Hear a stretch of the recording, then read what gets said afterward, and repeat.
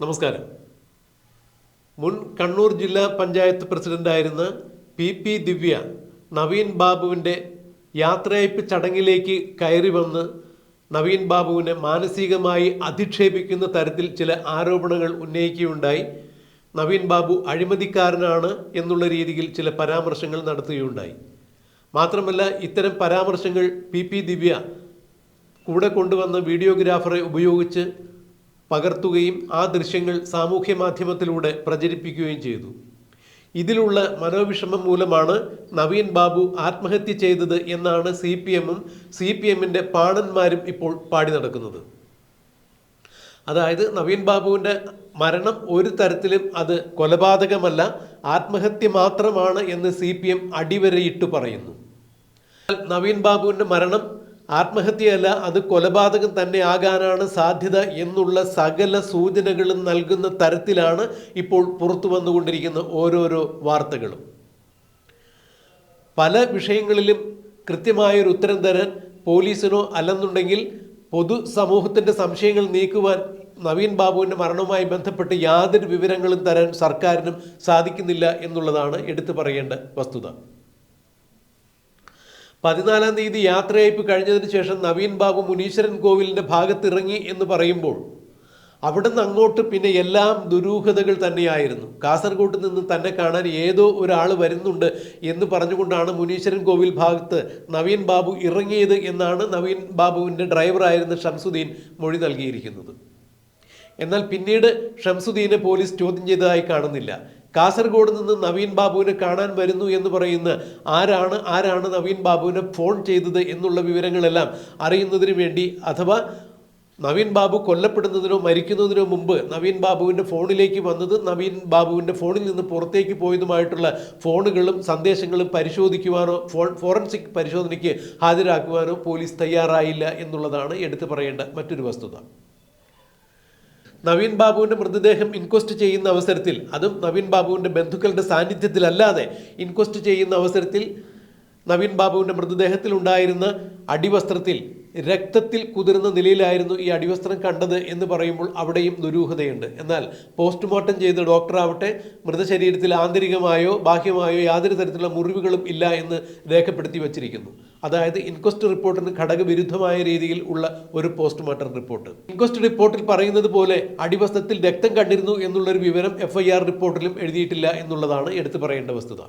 ഇത് എങ്ങനെ ചെയ്തു, ആര് ചെയ്തു, എന്താണ് ഇതിന് അടിസ്ഥാനം എന്നുള്ളത് പരിശോധിപ്പിക്കപ്പെടുമ്പോഴാണ് അല്ലെങ്കിൽ പരിശോധിക്കുമ്പോഴാണ് ചില ഗൗരവതരമായ വസ്തുതകൾ പുറത്തു വരുന്നത്. കണ്ണൂർ പരിയാരം മെഡിക്കൽ കോളേജിൽ ഒരു കാരണവശാലും നവീൻ ബാബുവിൻ്റെ മൃതദേഹം പോസ്റ്റ്മോർട്ടം ചെയ്യണ്ട എന്നായിരുന്നു നവീൻ ബാബുവിൻ്റെ ബന്ധുക്കൾ കണ്ണൂർ കളക്ടറെ വിളിച്ചറിയിച്ചിരുന്നത്.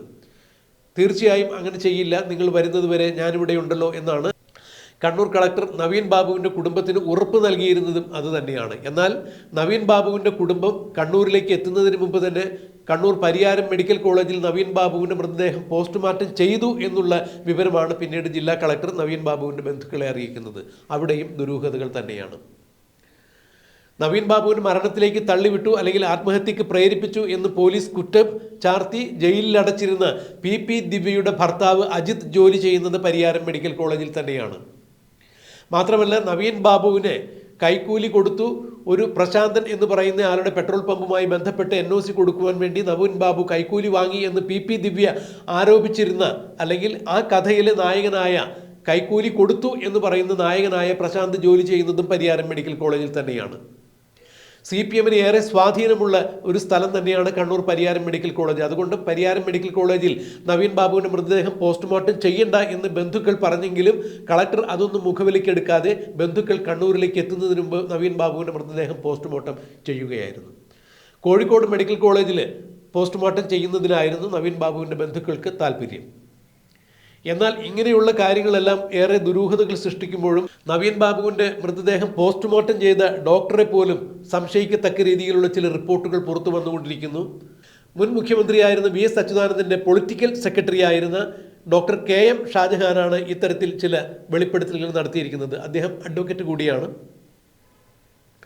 പരിയാരം മെഡിക്കൽ കോളേജിൽ നവീൻ ബാബുവിൻ്റെ മൃതദേഹം പോസ്റ്റ്മോർട്ടം ചെയ്ത ഡോക്ടർ പ്രജിത്ത് എന്ന് പറയുന്ന ഒരാൾ ബാച്ചിലർ ഓഫ് ഹോമിയോപ്പതിക്ക്, അതായത് BHMSന് അഡ്മിഷൻ നേടുന്നത് ആർട്സ് കോട്ടയിലായിരുന്നു. അദ്ദേഹം കഥകളി നടനായിരുന്നു, കഥകളിയിൽ പ്രാവീണ്യമുള്ളായിരുന്നു, കലാപ്രതിഭയായിരുന്നു. അതുകൊണ്ട് ആർട്സ് കോട്ടയിലാണ് അദ്ദേഹം ബാച്ചിലർ ഓഫ് ഹോമിയോപ്പതിക്ക് അവിടെ അഡ്മിഷൻ എടുക്കുന്നത്. പിന്നീട് അദ്ദേഹം ഹോമിയോപ്പതി പാസ്സായതിനു ശേഷം 1995 അദ്ദേഹം ഹോമിയോപ്പതിക്ക് ചേരുന്നത്.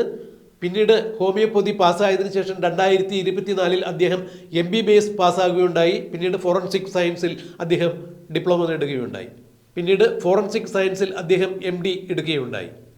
ഈ പ്രജിത്താണ് പരിയാരം മെഡിക്കൽ കോളേജിൽ നവീൻ ബാബുവിൻ്റെ മൃതദേഹം പോസ്റ്റ്മോർട്ടം ചെയ്തത് എന്ന് പറയുമ്പോൾ, പഠിക്കുന്ന കാലത്ത് SFIക്കാരനായിരുന്ന, പഠനശേഷം കറകളഞ്ഞ കമ്മ്യൂണിസ്റ്റ് നേതാവായിരുന്ന അല്ലെങ്കിൽ കമ്മ്യൂണിസ്റ്റുകാരനായിരുന്ന, അടി മുതൽ മുടി വരെ, നഖം മുതൽ മുടി വരെ കമ്മ്യൂണിസ്റ്റുകാരനായിരുന്ന ഡോക്ടർ പ്രജിത്ത് നവീൻ ബാബുവിൻ്റെ മൃതദേഹം പോസ്റ്റ്മോർട്ടം ചെയ്യുന്നതിൽ ചില മാനിപ്പുലേഷൻസ് നടത്തിയിട്ടുണ്ട് എന്ന് തന്നെയാണ് ഇപ്പോൾ advocate KM Shah Jahan തുറന്നടിക്കുന്നത്.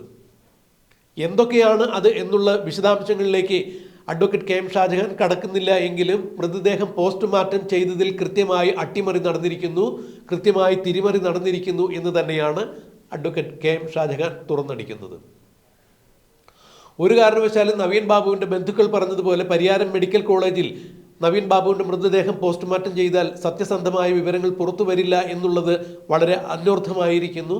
Doctor Prajith Naveen ബാബുവിൻ്റെ മൃതദേഹം പോസ്റ്റ്മോർട്ടം ചെയ്തതിൽ കൃത്യമായ ചില വീഴ്ചകൾ വരുത്തിയിരിക്കുന്നു, കൃത്യഭൂലോപം ചെയ്തിരിക്കുന്നു, അട്ടിമറി നടത്തിയിരിക്കുന്നു എന്ന് തന്നെയാണ് അഡ്വക്കേറ്റ് KM ഷാജഹാൻ തുറന്നടിച്ചിരിക്കുന്നത്. ഇൻക്വസ്റ്റ് റിപ്പോർട്ട് ഈ ഡോക്ടർ കണ്ടിരുന്നോ എന്നുള്ളത് അറിയില്ല. എന്നാൽ CPMൻ്റെ താല്പര്യങ്ങൾക്ക് അപ്പുറത്തേക്ക് ഒരു കാരണവശാലും ഈ പോസ്റ്റ്മോർട്ടം റിപ്പോർട്ട് പുറത്തു വരില്ല, അല്ലെങ്കിൽ CPMൻ്റെ താല്പര്യങ്ങൾക്ക് വിരുദ്ധമായ ഒരു പോസ്റ്റ്മോർട്ടം റിപ്പോർട്ട് ആയിരിക്കില്ല ഡോക്ടർ പ്രജിത്ത് തയ്യാറാക്കുന്നത് എന്ന് തന്നെയാണ് KM ഷാജഹാൻ തുറന്നടിച്ചത്. ഫലത്തിൽ നവീൻ ബാബുവിൻ്റെ ഇൻക്വസ്റ്റ് തയ്യാറാക്കുമ്പോൾ അടിവസ്ത്രത്തിൽ രക്തമുണ്ടായിരുന്നു എന്ന് പറഞ്ഞിട്ട് ആ വിവരങ്ങളൊന്നും തന്നെ പോസ്റ്റ്മോർട്ടം റിപ്പോർട്ടിലില്ല. ആന്തരികമായോ ബാഹ്യമായോ യാതൊരു തരത്തിലെ മുറിവുകളും മൃതശരീരത്തിൽ ഉണ്ടായിട്ടില്ല എന്ന് പോസ്റ്റ്മോർട്ടം റിപ്പോർട്ടിൽ പറയുമ്പോൾ, അങ്ങനെയെങ്കിൽ പോലീസ് ഇൻക്വസ്റ്റ് തയ്യാറാക്കുന്ന സന്ദർഭത്തിൽ എവിടെ നിന്നാണ് നവീൻ ബാബുവിൻ്റെ അടിവസ്ത്രത്തിൽ രക്തം കലർന്നിരുന്നത് എന്നുള്ളത് കൃത്യമായി വ്യക്തമാക്കുവാൻ ആർക്കും സാധിക്കുന്നില്ല. അതായത് ഇതിൽ ഏറെ ദുരൂഹതകളുണ്ട്. അതിനിടയിൽ കുറ്റാന്വേഷണ വിദഗ്ധരായിട്ടുള്ള ചില ആളുകൾ, ആ മേഖലയിൽ പ്രാവീണ്യം നേടിയിട്ടുള്ള ആളുകൾ പറയുന്നു, മൂർച്ചയേറിയ നീളമുള്ള ഏതോ ഒരു ആയുധം ഉപയോഗിച്ച് നവീൻ ബാബുവിൻ്റെ മലദ്വാരത്തിലൂടെ അകത്തേക്ക് കുത്തിക്കയറ്റി ആന്തരിക അവയവങ്ങളെല്ലാം തകർത്ത് പുറമെ മുറിവ് കാണാത്ത രീതിയിലുള്ള ഒരു കൊലപാതകം തന്നെയാണ് നടത്തിയിരിക്കുന്നത്. അത് തന്നെയാണ് അതിനുള്ള സാധ്യത എന്ന് കുറ്റാന്വേഷണ മേഖലയിൽ വിദഗ്ധരായ ചില ആളുകൾ അടയാളപ്പെടുത്തുമ്പോൾ അതിൻ്റെ സാധ്യതകളും പരിശോധിക്കപ്പെടേണ്ടത് തന്നെയാണ്. എന്നാൽ ഇപ്പോൾ മൃതദേഹം ദഹിപ്പിച്ച് കളഞ്ഞതിനാൽ വീണ്ടും ഒരു പോസ്റ്റ്മോർട്ടത്തിന് സാധ്യതയില്ല. എന്താണ് സംഭവിച്ചിരിക്കുന്നത് എന്ന് കണ്ടറിയുവാനും സാധ്യതയില്ല. പക്ഷേ ഒരു കാര്യം അടിവരയിട്ട് പറയേണ്ടതാണ്, നവീൻ ബാബുവിൻ്റെ ആന്തരികാവയവങ്ങൾ രാസപരിശോധനയ്ക്ക് വേണ്ടി ലാബിലേക്ക് അയക്കുകയോ രാസപരിശോധനയ്ക്ക് വേണ്ടി നവീൻ ബാബുവിൻ്റെ മൃതദേഹത്തിൽ നിന്നും ആന്തരികാവയവങ്ങൾ എടുത്തു സൂക്ഷിക്കുകയോ ചെയ്തിട്ടില്ല എന്ന് പറയുമ്പോൾ, നേരത്തെ സൂചിപ്പിച്ചതുപോലെ അടിമുടി CPMകാരനായ ഡോക്ടർ പ്രജിത്ത് CPMന് വേണ്ടി തന്നെയാണോ ഈ മൃതദേഹം പോസ്റ്റ്മോർട്ടം സാധാരണഗതിയിൽ പോസ്റ്റ്മോർട്ടം ചെയ്യുമ്പോൾ മൃതദേഹത്തിൻ്റെ ആന്തരിക അവയവങ്ങൾ എടുത്ത് സൂക്ഷിക്കുന്നത് സാധാരണയാണ്, സർവ്വസാധാരണമാണ്. ഇതെന്തുകൊണ്ടാണ് ഇവിടെ പുലർത്താതെ പോയത്? ആന്തരികാവയവങ്ങൾ ഏതു വിധേനയെങ്കിലും തകർന്നിട്ടുണ്ടായിരുന്നോ? അല്ലെങ്കിൽ നേരത്തെ കുറ്റാന്വേഷണ വിദഗ്ധർ സൂചിപ്പിച്ചതുപോലെ മലദ്വാരത്തിലൂടെ നീളമുള്ള മൂർച്ചയേറിയ ഏതെങ്കിലും ആയുധങ്ങൾ കടത്തിയ നവീൻ ബാബുവിൻ്റെ മൃതശരീരത്തിൽ ബാഹ്യമായ യാതൊരു മുറിവുകളും അവശേഷിപ്പിക്കാതെ ആന്തരികാവയവങ്ങൾ തകർത്തുകൊണ്ടാണോ നവീൻ ബാബുവിനെ വിദഗ്ധമായി കൊന്നത് എന്ന് ചില വിദഗ്ധർ സൂചിപ്പിച്ചതുപോലെ അതിനുള്ള സാധ്യതകൾ ഉണ്ടായിരുന്നോ എന്നുള്ളതെല്ലാം അറിയണമെങ്കിൽ ഈ ആന്തരികാവയവങ്ങൾ എടുത്ത് സൂക്ഷിക്കണമായിരുന്നു. അത് ഡോക്ടർ ചെയ്തിട്ടില്ല. ഇത് മനഃപൂർവ്വം ചില തിരിമറികൾ നടത്തിയതാണ് എന്നാണ് KM ഷാജഹാൻ പറയുന്നത്. എന്തായാലും ഈ പോസ്റ്റ്മോർട്ടം റിപ്പോർട്ടുമായി ഹൈക്കോടതിയിൽ ചെല്ലുമ്പോൾ നവീൻ ബാബുവിൻ്റെ മരണം ആത്മഹത്യ തന്നെയാണ് എന്ന് വരുത്തി തീർക്കുവാൻ വേണ്ടിയാണ് ഇത്തരത്തിലുള്ള ചില നീക്കങ്ങൾ നടത്തിയിരിക്കുന്നത്, അട്ടിമറികൾ നടത്തിയിരിക്കുന്നത് എന്ന് തന്നെയാണ് മനസ്സിലാക്കാൻ കഴിയുന്നത്. എന്തായാലും 12-ാം തീയതി നവീൻ ബാബുവിൻ്റെ മരണത്തിൽ CBI അന്വേഷണം ആവശ്യപ്പെട്ടുകൊണ്ട് ബഹുമാനപ്പെട്ട ഹൈക്കോടതിയിൽ നവീൻ ബാബുവിൻ്റെ കുടുംബവും ഭാര്യയും നൽകിയിരിക്കുന്ന ഹർജി 12-ാം തീയതി ബഹുമാനപ്പെട്ട ഹൈക്കോടതി വാദം കേൾക്കുന്നു.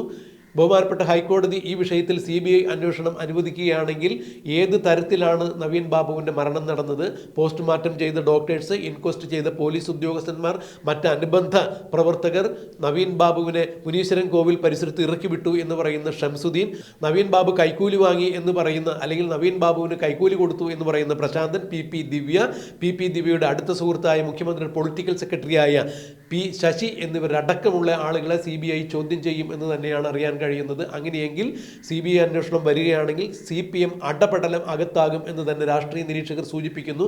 അതുകൊണ്ട് എന്ത് വില കൊടുത്തും ഏത് വിധേനയും CBI അന്വേഷണം എന്നുള്ളത് തടയാൻ തന്നെയാണ് സാധ്യത. എന്താണ് ഈ വിഷയത്തിൽ കോടതിയുടെ ഭാഗത്തു നിന്നും ഉണ്ടാകാൻ പോകുന്ന ഉത്തരവ് എന്ന് നമുക്ക് കണ്ടറിയാം, കാത്തിരിക്കാം.